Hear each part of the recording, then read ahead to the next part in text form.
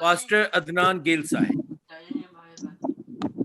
जय मसीह। Thank you very much Javed भाई, खुदा आपको बरकत दे। मैं उम्मीद करता हूँ कि आप सब लोग खैरियत से होंगे और पाम संडे आपका बहुत अच्छा गुजरा होगा। आई होप सो, खुदावंद ने इस बात की। तो खुदा आप सबको बरकत दे।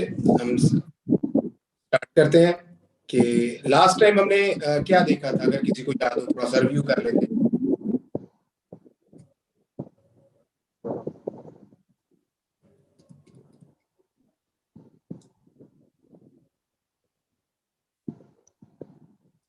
किसी को याद नहीं है लास्ट टाइम हमने क्या देखा था, किसके बारे में स्टडी की थी?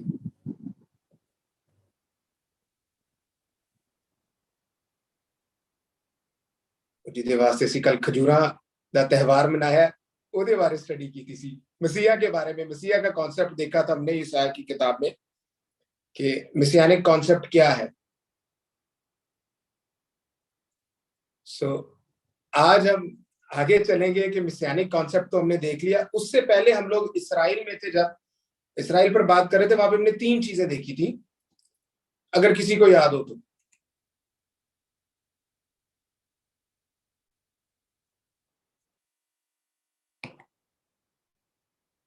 उसमें हमने 3 चीजें देखी थी। मैं रिमाइंड करा देता हूं। सहून के बारे में देखा था, रेमनेंट, बाकी रेस्ट ऑफ द पीपल्स, बाकी लोगों के बारे में देखा था, और तीसरी चीज जो देखी थी वो सर्वेंट के बारे में देखी थी, खादम के बारे में देखी थी। खादम के ताल्लुक से अगर किसी को कुछ याद हो।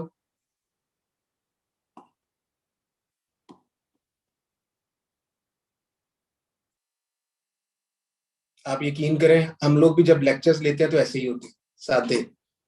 उसके बाद जब आहिस्ता आहिस्ता थोड़ा शावर आना शुरू होता है ना, फिर चीजें समझ में आना शुरू होती है। सो एनीहाउ, हमने लास्ट टाइम जब सर्वेंट के बारे में, खादम के बारे में देखा था, यशायाह की किताब को स्पेसिफिकली, हम पूरी बाइबल की बात नहीं कर रहे, सिर्फ यशायाह की किताब की बात कर रहे हैं। और यशायाह की किताब में जब हम उस सेशन सर्वेंट के बारे में देखते हैं तो वहां पे हमें खादम कौन कौन नजर आया था, इतना तो मैं आई थिंक सो के सबको याद होगा।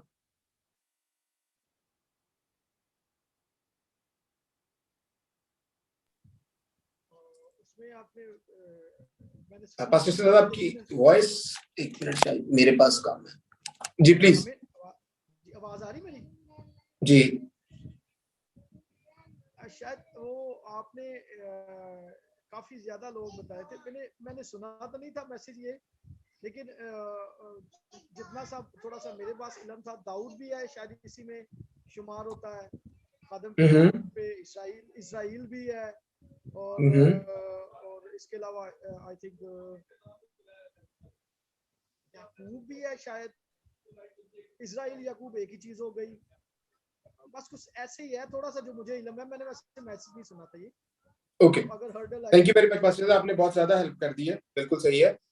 दाऊद को भी खुदा अपना खादम कहते हैं, इसराइल को, याकूब के घराने को भी खादम कहते हैं, याकूब को भी खादम कहते हैं, एलियाकिम को भी खुदा खादम कहते हैं 22 बाब 20 आयत में, यशायाह को भी खादम कहते हैं। जब हम तब खादम की बात करते हैं, हमारे पास इंडिविजुअल खादम भी आते हैं और अचानक से एक पूरा ग्रोह भी, खुदा उनको भी खादम कहते हैं, उनको भी सर्वेंट ही कहते हैं।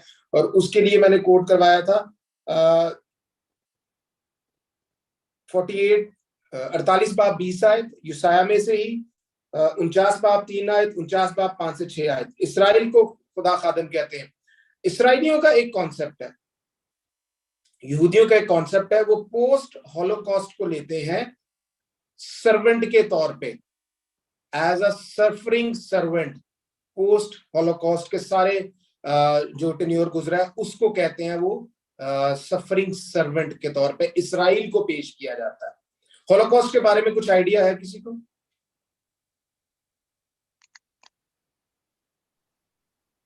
बिब्लिकली तौर पे तो नॉलेज नहीं है, वैसे नॉलेज है। जैसे मतलब वो अक्सर कहते हैं हिटलर को इसमें वो थोड़ा सा कोटेशन ऐड करते हैं, जब हिटलर ने इनका मतलब सरेआम मारा है ये वो, तो इसको शायद हॉलोकॉस्ट कहते हैं वो। जी बिल्कुल, थोड़ा सा सुना है, इसको हॉलोकॉस्ट कहते हैं। हिटलर ने थोड़ा नहीं बहुत ज्यादा मारा था।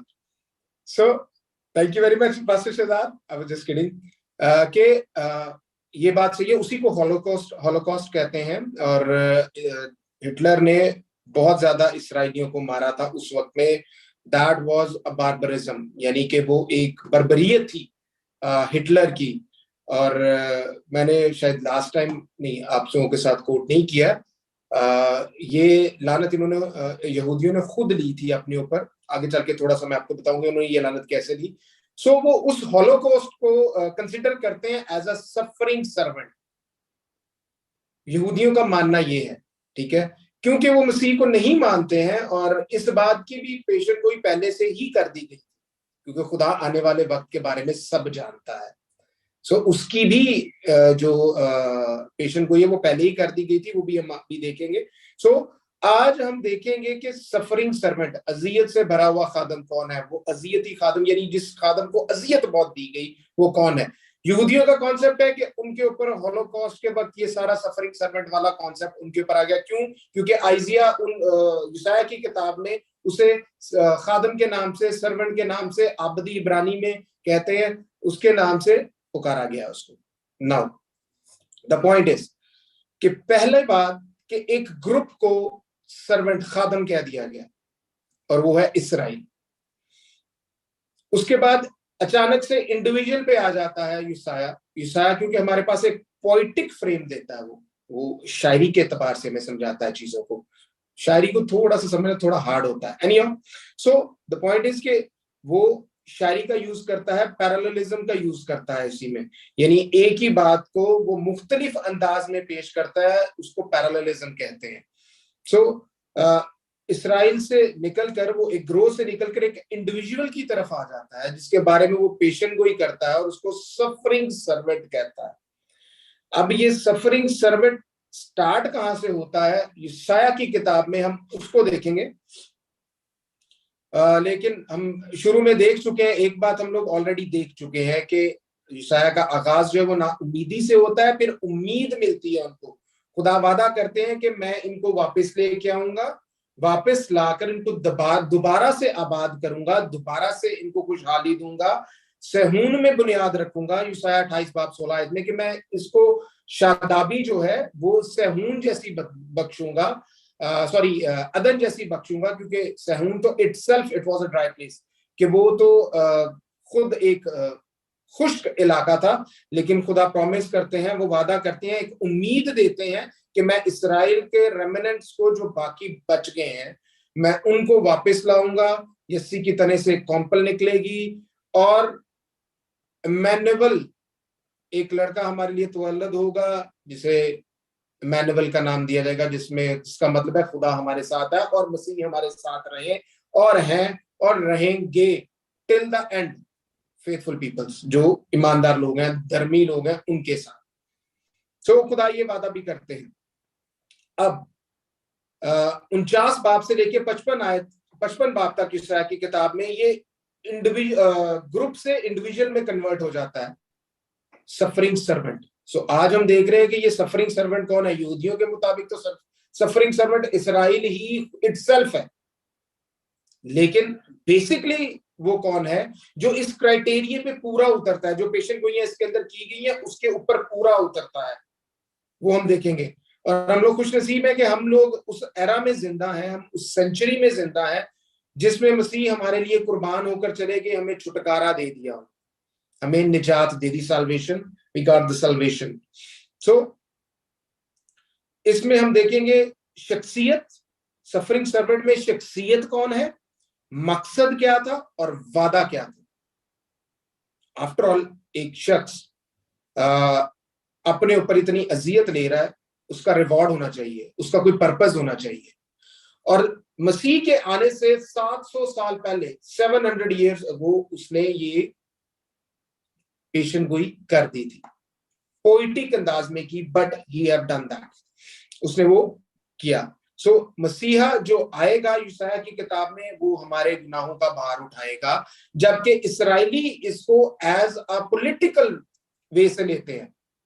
अगर हम उसी दौर में चले जाए, उसी एरा में चले जाए जिसमें यशायाह है, तो व्हाट हैपन कि वो ये देखते हैं, उस दौर के लोग ये सोचते हैं कि पॉलिटिकली हम लोग परफेक्टली फाइन हो जाएंगे, हम पॉलिटिकली जो है वो हमारे पास कोई, हमें असीरी में नहीं जाएंगे, हम पे कोई रूल नहीं करेगा, इसराइल का अपना रूल होगा, वही रूल, वही निजाम जो सैमुअल ने साउल को दिया था पहले बादशाह को, वही निजाम जो है वो इम्प्लीमेंट हो जाएगा। यहूदी इस अंदाज से सोचते हैं, मगर यूसाया यहाँ पर स्पिरिचुअली भी बयान करता है, क्योंकि यूसाया को पता है कि स्पिरिचुअली भी जरूरत है। अब स्पिरिचुअली जरूरत क्यों पड़ी, कोई आइडिया दे सकता है?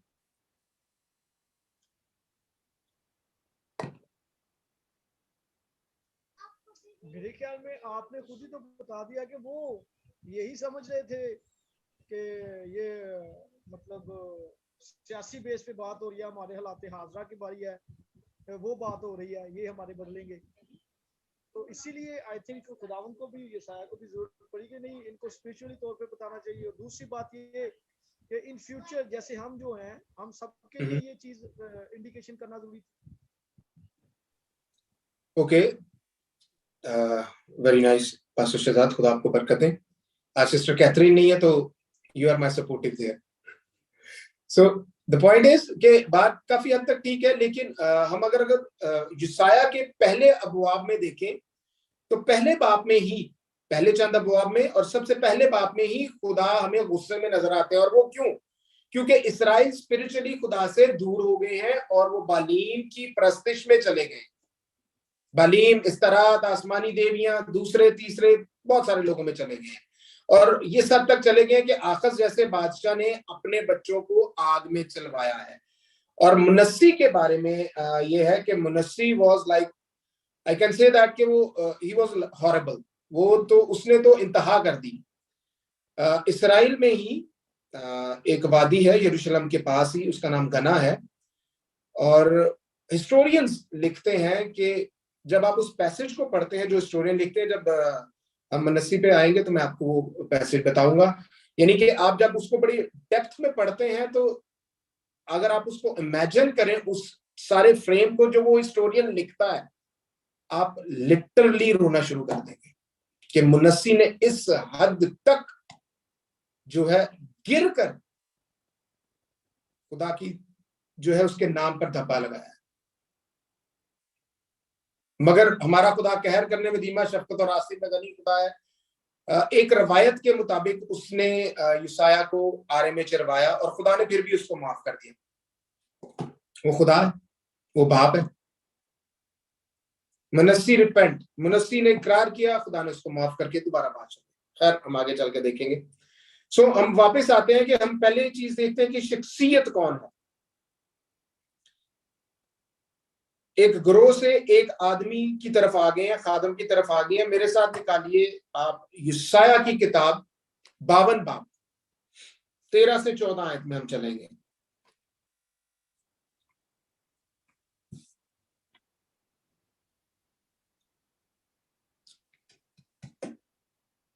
कोई अगर पढ़ने में रहनुमाई कर दे,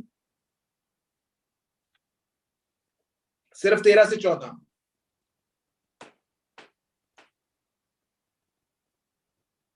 यहां पर डिस्क्रिप्शन मिलती है हमें सफरिंग सर्वेंट की। We got the description for the suffering servant, Isaiah 52 verse 13 and 14।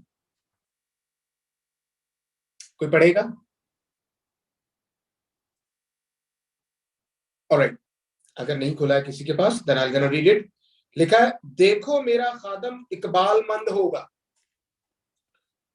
और आला और बरतर और नहायत बुलंद होगा, जिस तरह बुतेरे तुझको देखकर दंग हो गए। आगे ब्रैकेट है, उसमें लिखा है, उसका चेहरा हर एक बशर से जायद और उसका जिस्म बनी आदम से ज्यादा बिगड़ गया था। यहां से हमें कॉन्सेप्ट मिलता है, आइडिया मिलता है सफरिंग सर्वेंट का। और जो एग्जैक्ट आयत है जो हमें सफरिंग सर्वेंट के बारे में बताती है कि उसका चेहरा हर एक बशर से जायद और उसका जिस्म बनी आदम से ज्यादा बिगड़ गया था। सो मेरे ख्याल से हम इमेजिन कर सकते हैं, अगर कोई 5-10 लोग किसी एक आदमी को मारते हैं तो उसके बाद जब उसकी हालत देखी जाती है, आई थिंक सो कि सारा चेहरा उसका पहचाना नहीं जाएगा। इतने ज्यादा ब्रूजेस, ब्लड, और मेरे ख्याल से अगर वो हॉस्पिटलाइज्ड हो भी जाता है और वो बच भी जाता है तो एटलीस्ट उसको महीना डेढ़ लगेगा अपने चेहरे को सारे को ठीक करवाते करवाते। सो यहाँ पर सफरिंग सर्वेंट के बारे में, अजियत से भरे हुए खादम के बारे में बताया गया है कि उसकी डेफिनेशन की गई है कि उसका चेहरा, आदमियों में से कोई ऐसा नहीं जिससे उसका चेहरा कंपेयर किया जा सके, इस हद तक वो बिगड़ गया हो। और बनी आदम के जिस्म में से भी ऐसा कोई जिस्म नहीं होगा जिस उसकी हालत हुई। एंड वी नो दैट, हमें मालूम है कि क्या हुआ। लेकिन हम लोग अभी यूसाया में हैं, हम 21st सेंचुरी में नहीं जाएंगे या फर्स्ट एडी में नहीं जाएंगे, हम अभी यूसाया के एरा में ही रहेंगे। सो अजियत में खादिम है और उसकी डेफिनेशन दी जा रही है यूसाया के 52 बाब और 13 आयत में, 14 आयत में। सो सफरिंग सर्वेंट का आइडिया जो इसराइली देखते हैं वैसा बिल्कुल नहीं है। सफरिंग सर्वेंट एक इंडिविजुअल है, ग्रो नहीं है, हॉलोकास्ट नहीं है। हमें एक इंडिविजुअल नजर आता है, क्योंकि एक इंडिविजुअल की बात नहीं, देखो मेरा खादम इकबालमंद होकर वो आला और बरतर और नाहिद बुलंद होगा। सो हमें यहाँ पे नजर आ गया कि एक शख्स है, सिर्फ एक ही शख्स है कि जिसके साथ ऐसा हुआ। सो अगर हम 15 आयत में पढ़ देते हैं तो हमें उसका पर्पस नजर आता है, मकसद, डेफिनेशन है। ये पूरे सफरिंग सर्वेंट की डेफिनेशन है। 13, 14, 15 आयत, आइजिया 52 चैप्टर 13, 14, 15 वर्स, ये डेफिनेशन है सफरिंग सर्वेंट की कि उसका साथ होगा क्या और उसका पर्पस क्या है। उसका पर्पस जो है वो हमें नजर आता है। क्या पर्पस आता है? उसी तरह वो बहुत सी कौमों को पाक करेगा और बादशाह उसके सामने खामोश होंगे, क्योंकि जो कुछ उनसे कहा ना गया था वो देखेंगे और जो कुछ उन्होंने सुना ना था वो समझेंगे। सो मसीह का लहू हमें छुड़ाएगा। सो उसका पर्पस क्या है? उसका पर्पस है कौमों को पाक करना। अभी हम सिर्फ इसराइल की बात कर रहे थे कि इसराइल के पास ही ये टाइटल है, बट व्हाट हैपेंड, क्या हुआ? अब बहुत सी कौमें भी बीच में इंडल्ज हो गई। सो सफरिंग सर्वेंट जो है हमारा, जो हमें यूसाया की किताब में नजर आता है, वो नजर आता है कि वो अजियत से दो चार होगा, ठीक है, वो इकबालमंद होगा, यानी उसकी बुलंदी बहुत ज्यादा होगी खुदा की नजर में। उसको क्या मिला वो भी देखेंगे हम, कलाम मुकद्दस में सारा लिखा है, क्योंकि खुदा आने वाला वक्त सब जानता है।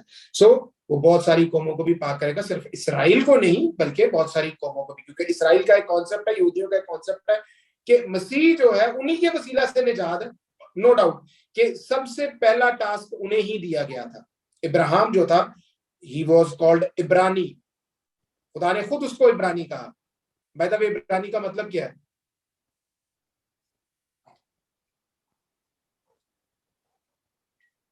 इब्रानी का मतलब है गुजर जाना, पार गुजर जाना, किसी चीज को क्रॉस कर देना, हिब्रू का मतलब है।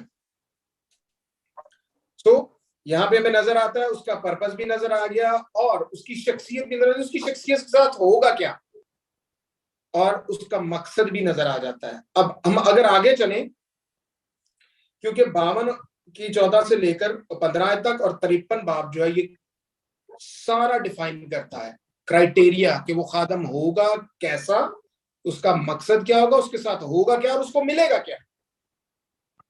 तीन चीजें। सो यूसाया 53 पहली आयत में लिखा है, हमारे पैगाम पर कौन ईमान लाया और खुदावंद का बाजू किस पर जाहिर हुआ। अब सफरिंग सर्वेंट के बारे में बता भी दिया, उसकी डेफिनेशन भी कर दी, और खुदा खुद कहते हैं, क्या कहते हैं कि हमारे पैगाम पे कौन ईमान लाया और खुदावंद का बाजू किस पर जाहिर हुआ। खुदावंद का बाजू जाहिर यहूदियों पे हुआ। क्या जब मसीह आए, हम देखते हैं, कल हमने पाम संडे गुजारा है, हम देखते हैं कि वही लोग जो होसना के नारे लगाते थे वही खड़े होकर 35 पिलातुस उसके आगे कहते हैं कि इसको मसलूब कर, इसको सलीब दे। वही लोग कहते हैं।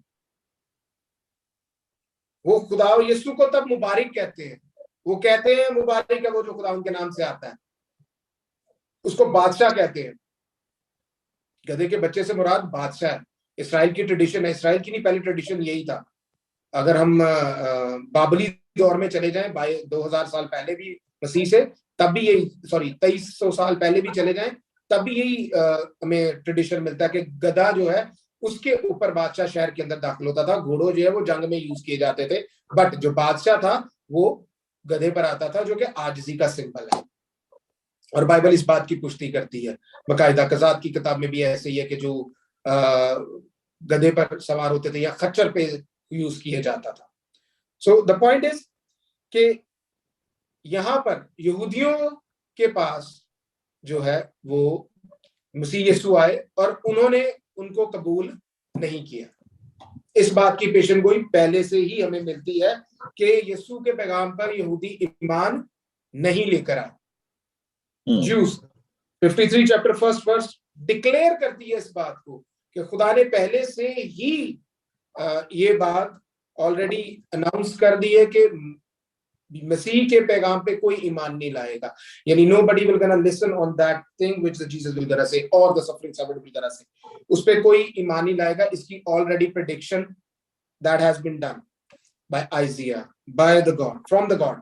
So खुदा ने ऑलरेडी ये चीजें बता दी कि कोई ईमान नहीं लाएगा। और हम देखते हैं यहूदी ईमान नहीं लेके आए, बल्कि कौमें नहीं लेके आई, लेकिन जो ईमान लाए खुदा ने उन्हें बेटे बेटियां होने का हक भी बख्शा।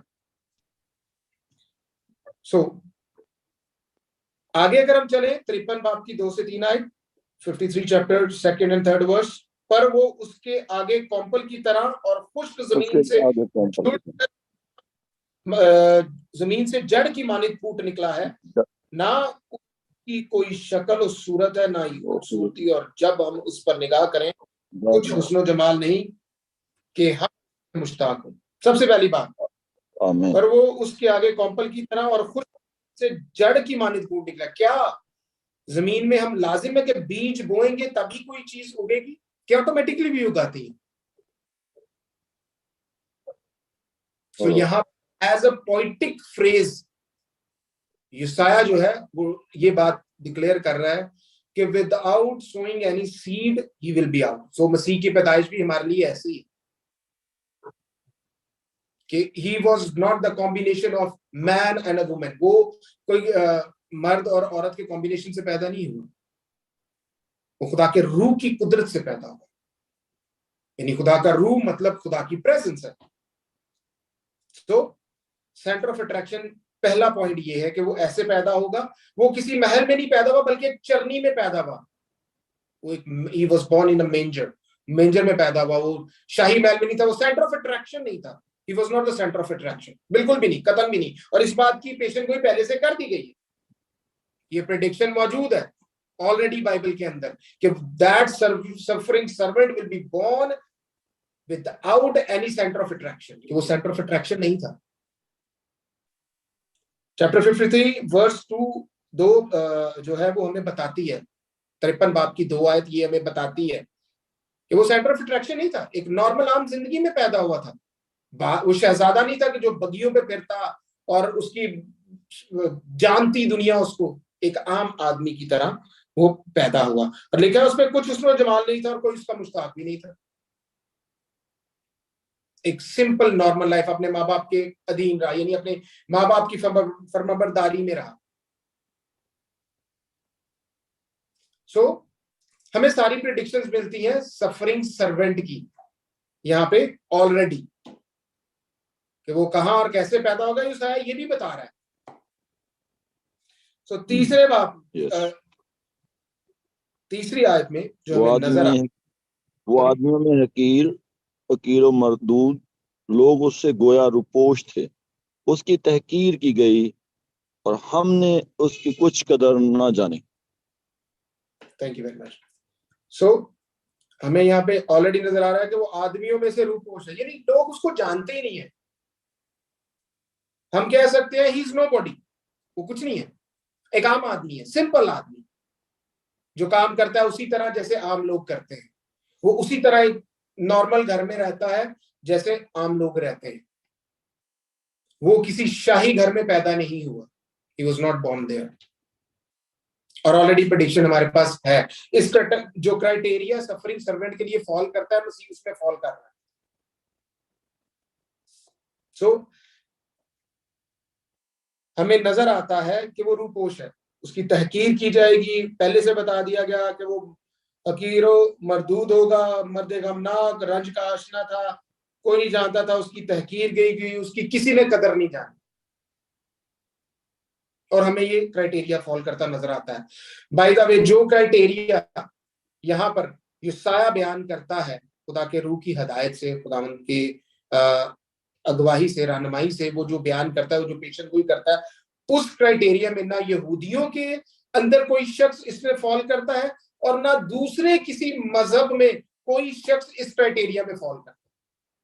700 साल पहले, मसीह के पैदा होने से पहले ये पेशन गोई मौजूद है और हम उसी को देख रहे हैं, उसी क्राइटेरिया को देख रहे हैं। वो क्राइटेरिया क्या था? और ये हमारे लिए बड़ी फख्र की बात है कि 700 साल पहले जिसकी भी पेशन गोई हुई, एज इट इज, वो सारी चीजें पूरी होती हैं। कोई चीज भी, इवन जो कहते हैं ना, एक रत्ती बराबर भी कोई चीज उसमें से आउट नहीं है कि उसमें ना मौजूद हो।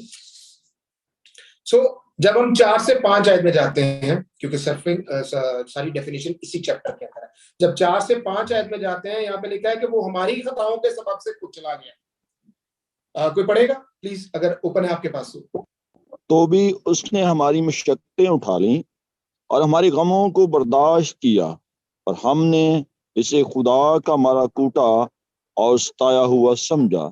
हालांकि वो खताओं के सबब से घायल किया गया और हमारी ही सलामती के लिए उस पर सियासत हुई, ताकि उसके मार खाने से हम शिफा पाएं। हम सब भेड़ों की मानंद भटक गए और हम में से हर एक अपनी राह को फिरा, पर खुदा ने। Thank you pastor Shakeel, thank you very much. So यहाँ पे हमें नजर आता है कि वो सबसे पहला क्वेश्चन जो आता है माइंड में कि मसीह को ही सफरिंग सर्वेंट क्यों बनना पड़ा, क्योंकि हम लोग तो ये भेद जानते हैं, यूसाया के दौर में लोग इस भेद को नहीं जानते थे। मसीह को ही क्यों आना पड़ा जमीन पर? सिंपल, क्योंकि गुनाह तो उस वक्त 2 लोगों में हुआ था। 2 लोग नहीं, बल्कि एक एंजेलिक बीइंग थी, एक ह्यूमन बीइंग थी, ठीक है, इंसान में, और लूसीफर ने गुनाह किया, 2 लोगों ने गुनाह किया। मेरा क्वेश्चन आप लोगों से है, खुदा ने निजात इंसान को तो दे दी, इब्लीस को क्यों नहीं दी? ये मेरा क्वेश्चन है, या आपने इस पे आंसर सर्च करके लिखा? That's a very interesting question, बहुत मजेदार क्वेश्चन है और मुझे बड़ा पसंद है इसका आंसर। मैं ये नहीं बताना चाह रहा कि मुझे ये पता है, लेकिन मुझे भी नहीं पता था। When we were having a class for our angiology में जब हम क्लास ले रहे थे, तो किसी ने ये क्वेश्चन किया, व्हाई नॉट हिम, क्यों नहीं, उसको क्यों नहीं रिडेम्पशन मिल सकता? बड़ा इंटरेस्टिंग आंसर था इसका। एनीहाउ, वो किसी को भी नहीं आया था, आ जाके फिर प्रोफेसर साहब ने खुद ही दिया था। Anyhow, so you guys have to find out, that will be your assignment. मसीह हमारे गुनाहों के सबब से उसको आना पड़ा और वो खादम बना हमारे गुनाहों की सबब से, हमारे गुनाहों के सबब से वो कुचला गया। और जैसा मैं बता चुका हूं कि यूसाया यहाँ पे पोइटिक नेचर में आके, पोइट्री के अंदाज में लिख रहा है वो एक ही बात को मुख्तलिफ अंदाज में पेश करता है। जैसे वो लिखता है, हमारे गुनाह उसी ने उठाए, हमारे गुनाह की खातिर है ना, लिखा है कि हमारी मुशक्कतें उसने उठा ली और हमारे गमों को बर्दाश्त किया। दूसरे फ्रेज में वो कहता है कि उसको तकलीफ उठाना पड़ी, उसको अजियत उठाना पड़ी हमारी खातिर जिस्मानी तौर पे। एक सुई चुभ जाए तो इंतहा की तकलीफ होती है, बट वो मार खा रहा है, कोड़े खा रहा है, बैंत खा रहा है। So he is suffering for our sins. पकड़ा जाता है, छेदा जाता है, and still is not saying a single word. तो हमें हमारे गुनाह उठाता है, हमारी खातिर तकलीफ, हमारी सजा को लेता है वो। उसके बाद वो हमारे लिए जो है वो हमारे लिए वो सजा बर्दाश्त करता है, जिसको हम कहते हैं विकेरियस अटॉनमेंट। अटॉनमेंट मीन मतलब होता है कि किसी की खातिर आप पे कर दो। विकोरियस मीन्स किसी की खातिर पेमेंट, यानी हमारी खातिर उसने वो सजा बर्दाश्त की जो हम हम पर लागू होती थी। गुनाह किसने किया? इंसान ने। मगर सजा किसने उठाई? यीशु ने, हमारे गुनाहों की खातिर। सो यशायाह को यहाँ पे स्पिरिचुअल नीड के बारे में भी जिक्र कर रहा है।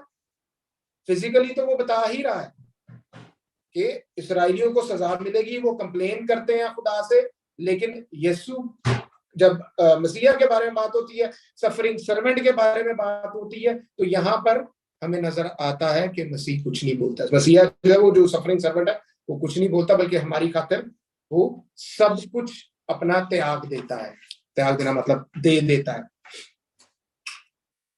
अगर हम आगे चलते हैं, और मजे की बात यह कि 700 साल पहले जो सारी बातें यशायाह ने लिख दी, और यशायाह जो है ये फॉर इजराइलाइट्स, यशायाह is a gospel for them. उनके लिए बड़ी इंपॉर्टेंट है। After Torah this they feel that this is a gospel for them. So यशायाह में अगर हम आगे चलते हैं,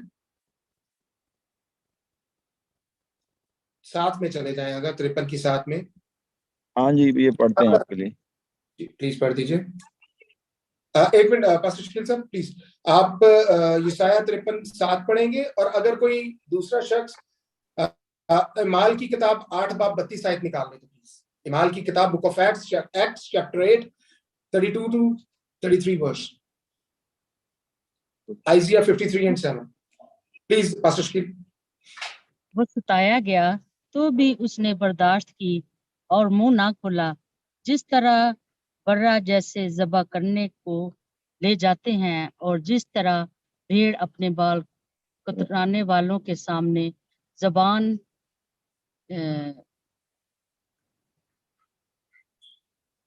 बेजुबान, उसी तरह खामोश रहा। Thank you very much. Book of acts, अगर अमाल की किताब चैप्टर 8 32 33 वर्स किसी ने बोली हो तो।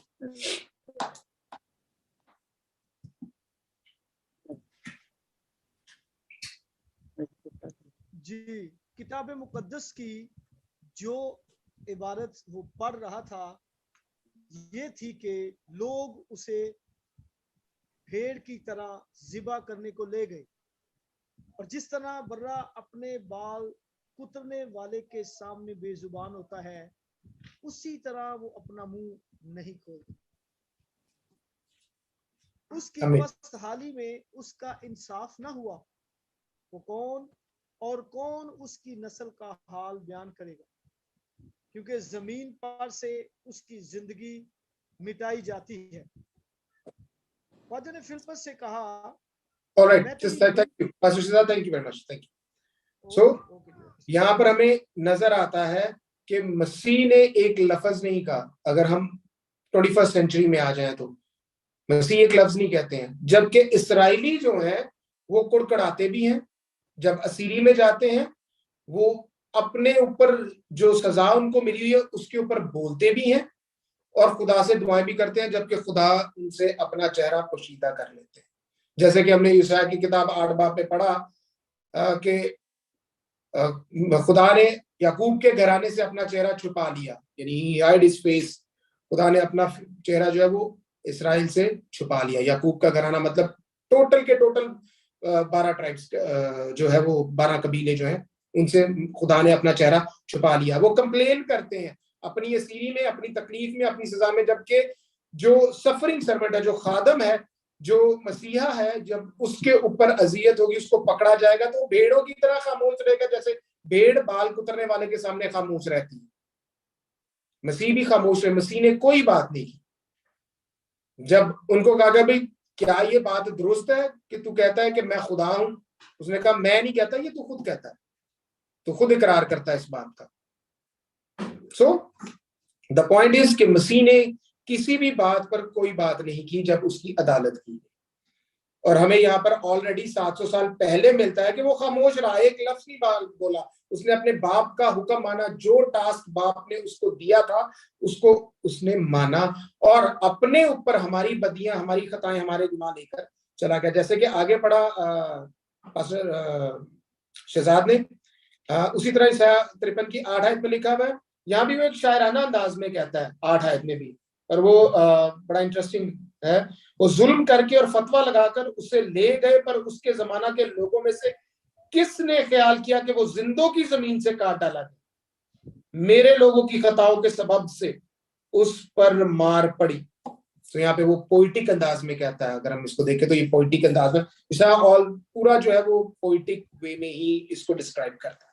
सो द पॉइंट इज कि यहाँ पे वो जब बताता है कि वो काट डाला जाएगा, मौत के हवाला किया जाएगा, इसराइली तो पहले ही उसको ब्लास्फेमर कहते थे, तौहीन कहते थे कि वो तौहीन करता है, क्योंकि मसीह ने किसी भी जगह पे अपने पूरे अल्फाज में नहीं कहा कि दैट आई एम गॉड। मसीह ने कहीं नहीं कहा, he never said। वो हमेशा जब जुमले का किसी जगह पे कोई बात होती थी तो आखिर में he used to say kyrios, that I am Yahweh, मैं यहोवा हूं। और ये बात जो है वो समझ आती थी फकीयों और फरीसियों को। बाय द वे फरीसीज जो है, फरीसीज जो है, वो अपने आप को समझते हैं कि वो छोटी छोटी बात में भी गुनाह नहीं करते हैं। उनका मानना ये है, फरीसी वो लोग हैं कि वो छोटी छोटी बात में भी खुदा का गुनाह नहीं करते हैं और वो शरीयत पे टोटली अमल करते हैं। That's what they think they are। वो ये सोचते हैं कि वो क्या है। So यहूदी जो है वो उसे मसीहा को ब्लास्फेमर भी समझते थे और वो कहते थे ये मुसीबत खड़ी करता है हमारे लिए। क्यों मुसीबत खड़ी करता है? क्योंकि उनका जो वे था लाइफ का गुजारने का, लोगों पे बोझ डालने का, मसीह उसको पसंद नहीं करते थे। वो कहते थे गलत है, क्योंकि वो खुद खुदा है, वो खुद कानून देने वाला है, लॉ देने वाला है, शरीयत देने वाला है, तो उसको मालूम है। तो इसलिए उसको ब्लास्फेमर भी कहते थे और is a trouble maker, they used to say, the Jews used to say. So यहाँ पे भी लिखा है कि वो काट डाला जाएगा। अमाल की किताब में भी हमें मिलता है कि जब हबशी खोजा पड़ रहा होता है तो वहां पे भी लिखा है कि वो जिंदों की जमीन से काट डाला जाएगा, यानी मौत के हवाला किया जाएगा। हाइपोस्टैटिक फॉर्म में है, वो कामिल इंसान भी है और कामिल खुदा भी है। सो दोनों क्वालिटीज उसके अंदर है और ना कभी उसने खुदा होने का हक अपने लिए इस्तेमाल किया, बल्कि हमेशा बनी नौ इंसान की बेहतरी के लिए उसने किया। हमेशा कभी भी उसने अपने लिए नहीं कुछ भी किया। Although he was a God। अगर आप थोड़ा सा ट्रेडिशन में वापस जाएं, तारीख में वापस जाएं, हमें बहुत सारी रवायतें मिलती हैं। यहाँ तक भी रवायत मिलती है कि मसीह जो है वो बचपन में चिड़ियां बनाते थे और उसमें दम फूंकते थे और वो उड़ना शुरू करती थी। दैट इज आल्सो वर्च्यू है, रवायत है। रवायत जो है वो वक्त के साथ साथ तब्दील होती रहती है, क्योंकि एक जनरेशन से दूसरी, तीसरी, चौथी जब वो चलती है तो उनमें बहुत सारी एम्बिग्विटी आ जाती है, एग्जैजरेशन भी हो जाती है उसमें। सो यहाँ पर हमें ये नजर आता है कि वो मौत के हवाला किया और हम जानते हैं कि मौत के हवाले वो कैसे हुआ। अगर ईसाया 53:9 में चले जाएं तो वहां पर हमें एक वाक्य मिलता है, बस उसकी ला पढ़ेंगे प्लीज।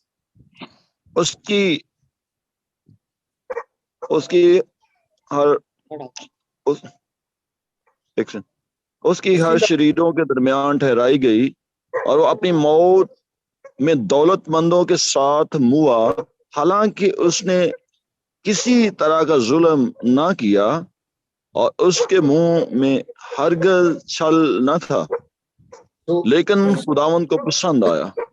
सिर्फ 9 वर्स, आइजिया 53:9। यहाँ पे क्या है कि वो उसके साथ जस्टिफिकेशन एक होती है, मसीह के साथ जस्टिफिकेशन भी होती है। क्या मसीह जो है गया तो वो शरीरों के दरमियान था, मतलब उसको काउंट जो किया गया था, मुजरिम काउंट किया गया था अवाम की तरफ से, 35 पिलातुस की तरफ से नहीं, लेकिन यहूदियों की तरफ से उसको मुजरिम ठहराया गया था कि ही इज अ ब्लास्फेमर। वो कहता है कि मैं खुदा हूं, इल्जाम लगाया गया उस पर, और वो एक लफ्ज नहीं बोला मसीह ने, बिल्कुल एक लफ्ज भी नहीं बोला। सो व्हाट हैपन, क्या हुआ कि वो डाकुओं के दरमियान जो है मसलूब हुआ, और दोनों डाकू जो उनमें से एक डाकू था, एक काहिन का बेटा था जिसे डाकुओं ने उठा लिया था।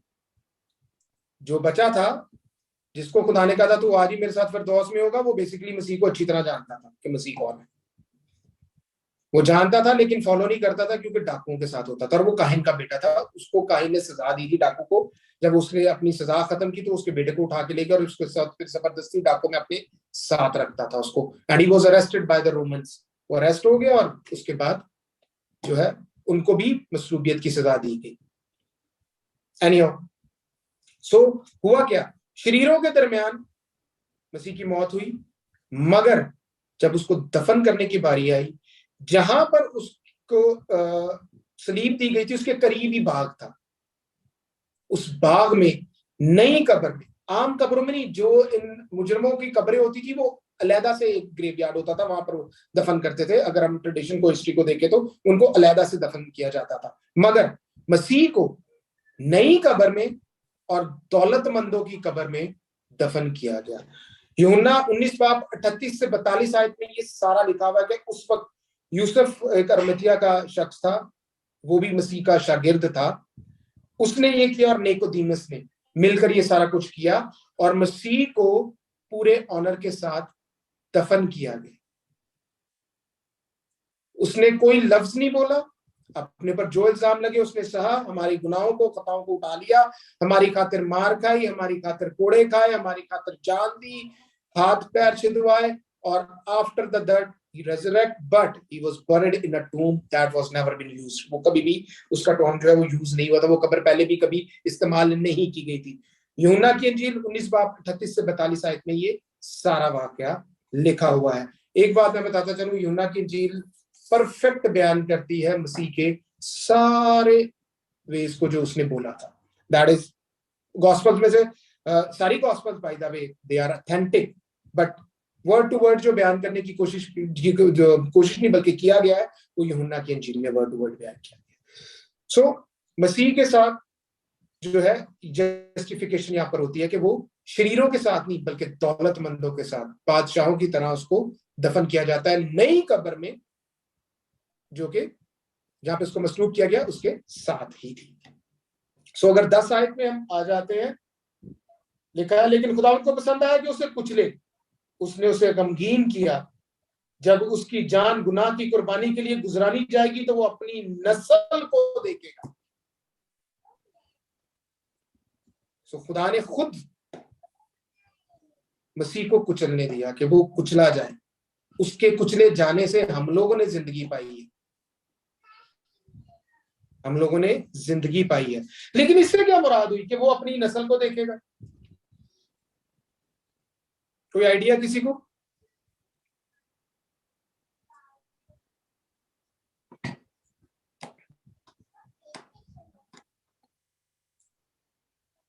गाइस, हम ईमान में मसीह की नस्ल है। यूहन्ना की इंजील उसका 17 बाब अगर आप पूरा पढ़ें तो आपको मसीह की एक दुआ नजर आएगी आने वाले लोगों के लिए, आने वाली नस्लों के लिए, और वो बड़ी इंटरेस्टिंग प्रेयर है, बड़ी इंटरेस्टिंग दुआ है। Gospel of John chapter 17 priestly prayer. मसीह दुआ करते हैं अपने शागिर्दों के लिए, आने वाली नस्लों के लिए। अगर आप उसको थॉरली कंप्लीट चैप्टर पढ़ें यू विल फाइंड आउट, आपको बड़ा इंटरेस्टिंग लगेगा। आपको पता चलेगा कि मसीह ने हमारे लिए क्या मांगा है। मसीह कहता है कि भाई जैसे मैं इनकी हिफाजत करता था, आए बाप इनकी हिफाजत कर। He thinks for us, वो हमारे लिए सोचते हैं। जीते हुए भी, जिंदगी में भी, कामिल इंसान होते हुए भी वो हमारे लिए सोचते हैं, आने वाले वक्त के लिए 2022 ईयर्स बिफोर वो हमारे लिए सोचते हैं। सो ये हमारे लिए बड़ी खुशनसीबी की बात है। ईसाया 53:12 में हम अजर की बात करें अगर, कि खुदा मसीह को अजर क्या मिला इसका, 53 आयत में लिखा है, 53 बाब की 12 आयत में लिखा है, इसलिए मैं उसे बुजुर्गों के साथ हिस्सा दूंगा और वो लूट कमाल और जोरावरों के साथ बांट लेगा, क्योंकि उसने अपनी जान मौत के लिए उंडेल दी और वो खताकारों के साथ शुमार किया गया, तो भी उसने बहुतों के लिए गुनाह उठा लिया और खताकारों की शफायत की। बहुतों के लिए गुनाह उठा लिया मींस जो उस पे ईमान रखते हैं। उसने पूरी बनी नौ इंसान के लिए गुनाह उठाया, लेकिन until and unless we don't have a faith in him, we don't confess that he is the son of God, तब तक हम निजात के हकदार नहीं हो सकते हैं। और ये बड़ी मजेदार बात है कि 4300 मज़ाहिब दुनिया के अंदर मौजूद है, उससे ज्यादा ही होंगे। We have 4,300 religions in the whole world, might be more than that. मगर क्रिश्चियनिटी की यूनिकनेस क्या है? You confess, boom, you are redeemed. Salvation आपके लिए। आपको कोई वर्च्यूज फॉलो नहीं करने, you don't have to follow the virtues. कि आपको ये स्टेप लेना है, first step, second step, third step, fourth step, no, कुछ भी नहीं। सिंपल कन्फेस, अपने गुनाह का इकरार करें, मसीह को निजात दहिंदा माने, खुदा का बेटा माने, आपकी शीट क्लियर है, आपकी शीट क्लियर है। सॉरी, तौबा करो, रुजू लाओ, तुम्हारे गुनाह मिटाए गए। आमीन। अमाल में ऐसे लिखा है ना जी। बे सो पॉइंट इज कि दूसरा पॉइंट, वो बुजुर्गों में हिस्सा पाएगा। खुदा के दाने हाथ बैठा है, और मुकाशवा में हमें इसकी पुष्टि मिलती है। मुकाशवा की किताब में 7:19 में भी मिलता है कि बड़ा तख्त पर बैठा है और हर चीज उसके इख्तियार में है। मसीह के बगैर कोई बाप तक नहीं जा सकता। सो जितनी भी पेशन गोइयां हमें 700 साल पहले मिलती है, वो सारी की सारी मसीह में पूरी होती है। पूरी दुनिया की हिस्ट्री में जब ये पेशन गोई की गई है 700 साल पहले से लेकर मसीह तक या आज तक, ये सारी चीजें किसी एक शख्स में पूरी नहीं हुई, मां सिवाय यीशु। यीशु के अलावा किसी में भी ये चीजें पूरी नहीं हुई। मसीह के बारे में जो जो यूसाया ने पेशन गोई की है उसके मुताबिक किया है। सफरिंग सर्वेंट के जो जो पॉइंट्स हैं, जो जो डेफिनेशन है, वो सारी मसीह में पूरी होती है। और बड़ी इंटरेस्टिंग बात है, एक ही बाप है, वो कंप्लीटली डिफाइन करता है सफरिंग सर्वेंट को, और मसीह की जिंदगी में अगर हम देख लें वही कुछ आता है। सो उसकी पर्सनैलिटी भी हमें मालूम होगी कि वो मसीह है। यहूदियों ने उसकी बातें नहीं मानी, उसको कबूल नहीं किया, उसकी प्रोफेसी पहले ही खुदा ने कर दी। डेफिनेशन के बाद डायरेक्टली हमें प्रोफेसी मिलती है। हमारा पैगाम कौन सुनेगा? नोबडी। यहूदियों ने इनकार कर दिया। हम लोग जो फेथ में है, ईमान में है, हम खुदा के बेटे बेटियां भी हैं और मसीह की नस्ल से भी। ये मैं नहीं कहता, कलाम कहता है। हमें उसकी पर्सनैलिटी का पता लग गया, उसके पर्पस का भी पता लग गया कि मुतबादल कफारा, उसने कफारा दिया हमारा निजात के, हमारी निजात के लिए उसने ये सब कुछ किया। मिर्जा कादियानी की एक किताब है, मुझे किताब का नाम ये नहीं याद आ रहा है, वो सर्चिंग टुडे मुझे वो किताब मिल भी नहीं मिली। I can find out his name. वो एक बात कहता है मसीहत के बारे में। वो कहता है कि अगर मसीहत में से सलीब को निकाल दिया जाए तो मसीहत खत्म हो जाए। और ये बात दुरुस्त है। दुनिया का कोई मजहब हमें ऐसी साल्वेशन, ऐसी निजात नहीं देता, इस तरह से खुदा के हुजूर लेकर नहीं जाता। सब मजहब जितने भी आप ले लें, सब वर्च्यूज, रवायतों पे मुश्तमिल है। स्टेप से आप ये स्टेप करें, ये स्टेप करें, ये स्टेप करें, ये स्टेप करें, तो आपको फिर शायद हो जाए। लेकिन क्रिश्चियनिटी, मसीहत एक ऐसा रिवॉर्ड देती है कि हम खुदा के हुजूर, उसके तख्त के सामने खड़े होंगे, उसकी प्रस्तिश करेंगे। मुकाशफा 7 में 9-10 आयत में कि हम उसकी प्रस्तिश करेंगे। उसका पर्पस भी, उसकी पर्सनालिटी भी हमने देख ली कि क्या है। अब आखिरी बात, प्रॉमिस जो खुदा मसीह के साथ किया गया या हमारे साथ किया गया, वो क्या है? पहला प्रॉमिस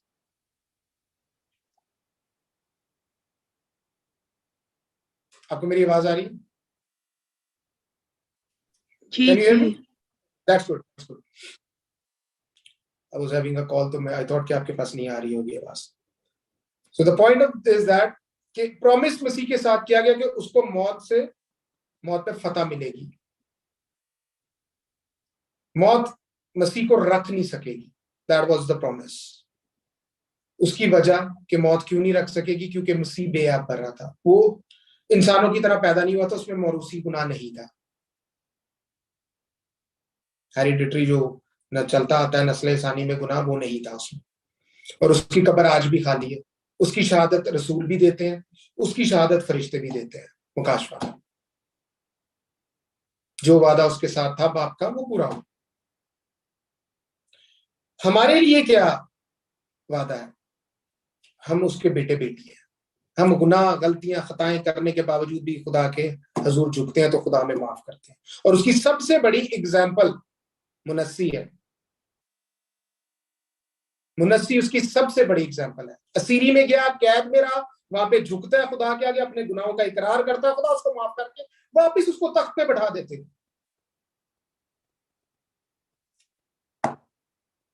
खुदा कहर करने में धीमा, शफकत और रास्ते में गनी खुदा है।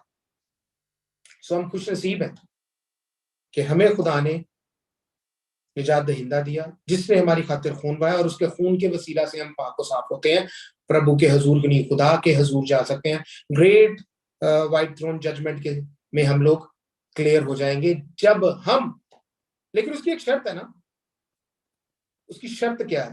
पहली शर्त जो मसीह ने बताया वो ये थी कि अपने खुदा से अपने पूरे दिल, अपनी पूरी जान, अपनी पूरी अकल, अपनी पूरी रूह से प्यार कर, और दूसरी चीज अपने पड़ोसी को अपनी मानद प्यार कर। ये दो हुक्म अगर आप फॉलो करते हैं तो आप मसीह के आइन को फॉलो करते हैं। जब आप किसी दूसरे शख्स को अपनी मानद प्यार करते हैं तो आप उसके अगेंस्ट नहीं जाते, क्योंकि आप अपनी जात से हर इंसान बहुत प्यार करते हैं। और अगर हम ये समझें कि हमने कभी गुनाह नहीं किया या हम गुनाह करते नहीं, हमारे से गलती होती नहीं है, हम खता कर ही नहीं सकते, तो हम गलत सोचते हैं। पहला यूहन्ना 1:8 में लिखा हुआ है, अगर हम कहें कि हम बेगुनाह हैं तो अपने आप को फरेब देते हैं और हम में सच्चाई नहीं है, जबकि हकीकत यह है कि हम खताकार हैं। इसलिए हमें हर रोज अपने लिए दुआ करनी चाहिए कि खुदा हमारे गलतियों को, खताओं को, गुनाहों को माफ करे। सो जितनी भी पेशन गोइयां, जो भी डेफिनेशन क्राइटेरिया सफरिंग सर्वेंट के लिए रखा गया था, वो मसीह में पूरा होता है। और हम इस बात के लिए शुक्रगुजार हैं कि मसीह की हम पहचानते हैं, उसको जानते हैं, और वो हमारे साथ रहता है। आमीन। खुदा उनका शुक्र हो। अगर किसी का कोई क्वेश्चन अब तक है सफरिंग सर्वेंट के हवाले से, तो वो हमें बता सकता है, क्योंकि आगे चल के अब हम डीप अंदर चले जाएंगे चैप्टर्स के अंदर। आई थिंक सो 2 से 3, मोस्ट प्रॉब्ली मैक्सिमम 4 लेक्चर्स में हम लोग खत्म कर देंगे ईसाया को। So any question if you guys have, you can ask me freely, feel free.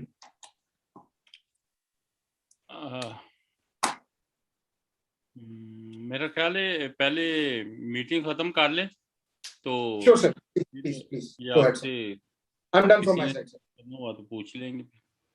Thank you जी आए, हम अपने सरों को झुकाएं, खुदावंद की हजूरी को महसूस करें, क्योंकि वो अपने वादा के मुताबिक हमारे दरमियान है।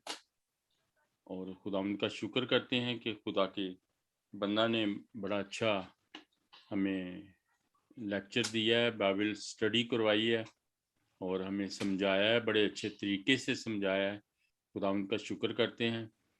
तो हम शुक्रगुजारी में अपने सरों को झुकाएंगे और दुआ मांगेंगे।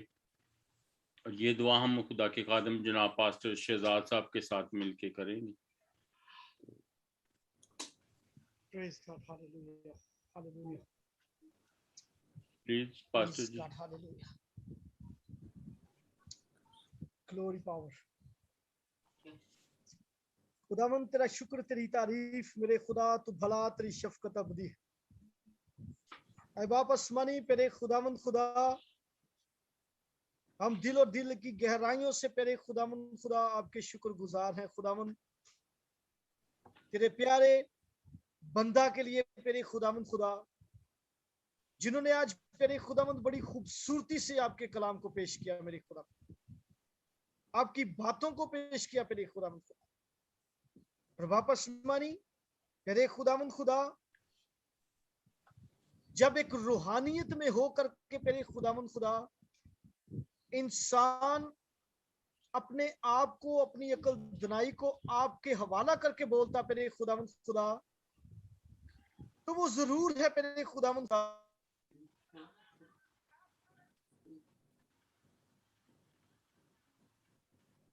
रूहानियत में बोलता पेरे खुदावंद वापस मानी।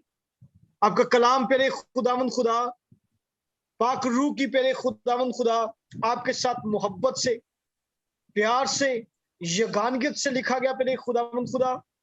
और बाप तेरे बंदा को पेरे खुदा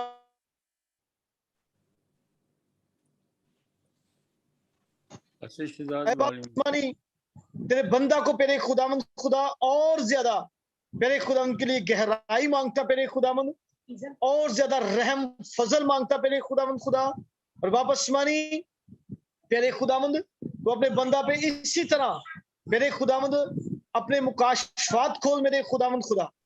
और बाप आसमानी जितनी जाने यहाँ पे मौजूद थी मेरे खुदावंद, यकीनन सब ने बहुत बरकत पाई मेरे खुदावंद बाप आसमानी। मेरे खुदावंद दिल से शुक्रगुजार है, दिल से शुक्रगुजार है खुदावंद बाप। हमारी बड़ी मदद रहनुमाई करना मेरे खुदावंद खुदा, जैसे हर रोज आप हमें आसमानी खुराक से आसूदा करते मेरे खुदावंद बाप आसमानी। और मेरे खुदा तेरे बंदा को मेरे खुदावंद खुदा, अपने बुजुर्ग को मेरे खुदावंद, उनकी अहलिया को, उनके खानदान को स्पेशली तौर पे मेरे खुदावंद याद करता बाप आसमानी। मेरे खुदावंद ये तड़प रखते हैं खुदा बाप, और बाप हर तरह से मेरे खुदावंद हम सबको एक खानदान की तरह इकट्ठे करते मेरे खुदावंद, इन्हें भर भर के बरकत दीजिएगा मेरे खुदावंद बाप आसमानी। बाकी माना जितनी भी जाने हैं मेरे खुदावंद, इनकी मिनिस्ट्रीज को, इनके चर्चेस को मेरे खुदावंद खुदा, इनके खानदान को मेरे खुदा, इनकी फैमिलीज को मेरे खुदावंद, के कारोबार को मेरे खुदावंद, रोजी रोटी को मेरे खुदावंद खुदा है बाप आपके आगे रखता मेरे खुदावंद। तेरा रहम रहे, तेरा फजल है, तेरे प्यारे और कुदूस नाम से मांगता हूँ, आमीन आमीन आमीन आमीन। आमीन। हम खुदावंद की सिखाई हुई दुआ में शरीक हों। हमारे बाप हमारे बाप तू जो आसमान पर है, तेरा नाम पाक माना जाए, तेरी बादशाही, तेरी बादशाही, तेरी मर्जी जैसे आसमान पर पूरी होती है जमीन पर भी हो। हमारे रोज की रोटी आज हमें बख्श दे, जिस तरह हम अपने कर्जदारों को माफ करते, तू भी हमारे कसूरों में मुआफ कर, हमें आजमाइश में न ला बल्कि बुराई से बचा, क्योंकि बादशाही और कुदरत और जलाल हमेशा तेरा है, आमीन। अब हमारे खुदावंद यीशु मसीह का फजल, खुदा बाप की मोहब्बत, पाक रूह की रफाकत और शराकत दुनिया के कुल ईमानदारों के साथ, खुदा के खादमों के साथ, इस हज़रत जमात के साथ, इसराइल और यरूशलेम के साथ, अब से लेके हमेशा हमेशा तक होती है, आमीन आमीन तुम जी। खुदावंद में आप सबकी सलामती हो, खुदावंद आपको बरकत दे। मेरी तरफ से आप सबको सलाम। तो अगर कोई बात करना चाहता है, रफाकत करना चाहता है, तो पास्टर अदनान गिल साहब हमारे दरमियान हैं,